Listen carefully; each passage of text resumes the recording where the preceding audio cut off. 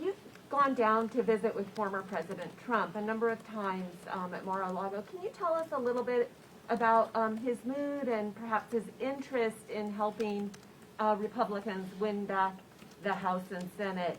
And on that note, also, can you say, do you want him to continue taking on some of the leaders among the Republicans here, Liz Cheney or Lisa Murkowski, and targeting them for defeat? A lot of questions in there. Let me tell you. Yes, I have met with the president a couple times. He's always fully engaged. The president engaged in a recent campaign we had to fill the seat of Luke Letlow, and in his engagement actually helped win the primary early. Julia Letlow was elected and sworn in yesterday. Very excited. First Republican woman from Louisiana. Very impressive. In a 12-person field, she won in a primary with 65% of the vote. Mathematically, almost impossible, people would say at times. The party was very united there. As of right now, there is a 3-seat majority for the Dems, or really 2. She can only lose 2 in the 3. That's the smallest it's been in more than 100 years. Pretty successful for Republicans in that basis. I don't know all your other questions that you had there, but I would tell you this too. Just as I sat down with President Trump, I'd like to sit down with President Biden. I've actually requested meetings on the border crisis. Never had a meeting with the president, never spoken to President Biden since he's been in or elected. I spoke to him many times when he's vice president. I know he speaks of bipartisanship. I'd like to talk to him about infrastructure. I'd like to talk to him about the border crisis, since neither he nor his vice president, who he's put in charge, have gone to the border. Been there. I'd love to discuss what we saw, what we heard from the border agents themselves, tell them some solutions, some ideas to get things done. But unfortunately, President Biden, I don't think, believes in bipartisanship. The number of times I requested the meetings, he's never even acknowledged it. So. Are you expecting the former president to play in your efforts to win back? Like all other former presidents, they help. They engage in many different ways, be it helping getting the word out, raising money, and others. I expect no difference. And do you want him to quit attacking Liz Cheney and the others? I think the best thing, the number one thing I want to have happen is make sure the next century is the American century, and I know the policies that President Biden's doing is putting in greater damage. If I just look around the world today in these few short months, we have a crisis on our border that we have not seen in more than 20 years. Not created in any other way but a change in administration. Then I've just watched that the president now has called back 2 ships from going to the Black Sea.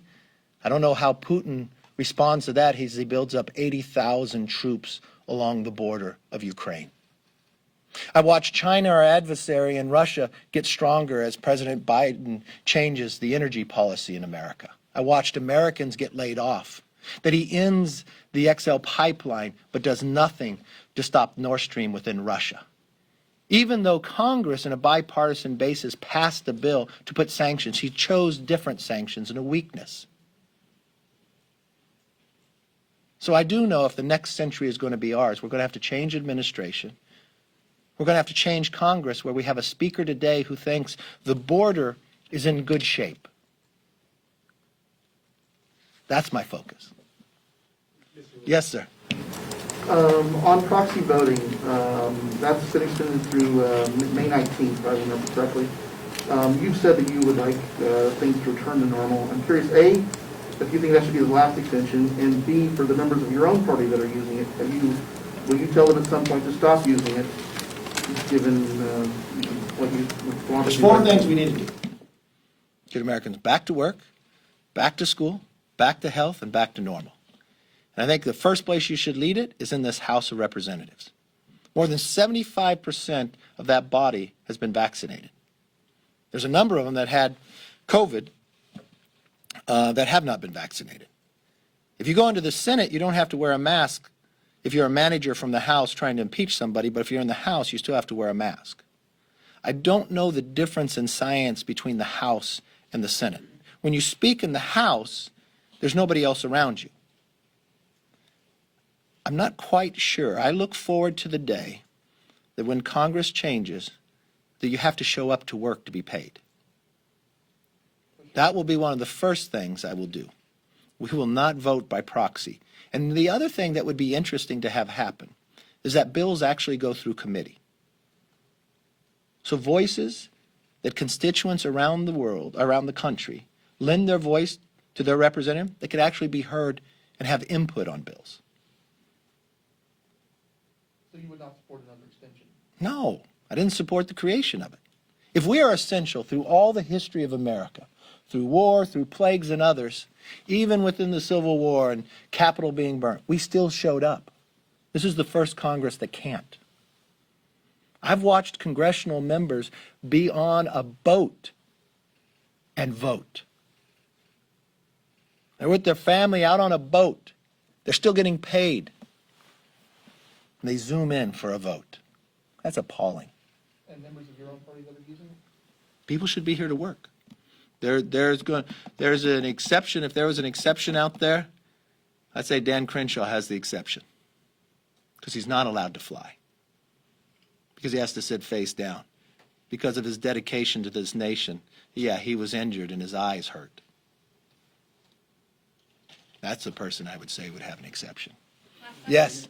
Well, let's give it to our favorite. All right, we got a list. We're going to guess what you're going to ask. When Paul Ryan was Speaker, Yeah. his staff... Oh, we're looking forward?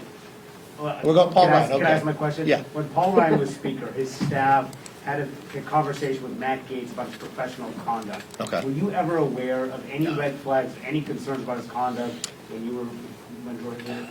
When I was majority leader, I wasn't part of that discussion. I didn't know about that. Lots of times as speaker or leader, if you have discussions with members, I guess, for the privacy, they have that. I did not know about that till till I read it in the article. So there was no red flags about his conduct raised to you at all, or your staff? I did not know that conversation, or I don't know what that conversation was even about, just what I read in the paper. But just in general, his behavior, his conduct, was there anything raised to you at all? You'd have to see Matt Gaetz. If you wonder if I knew anything about what is being alleged now, no.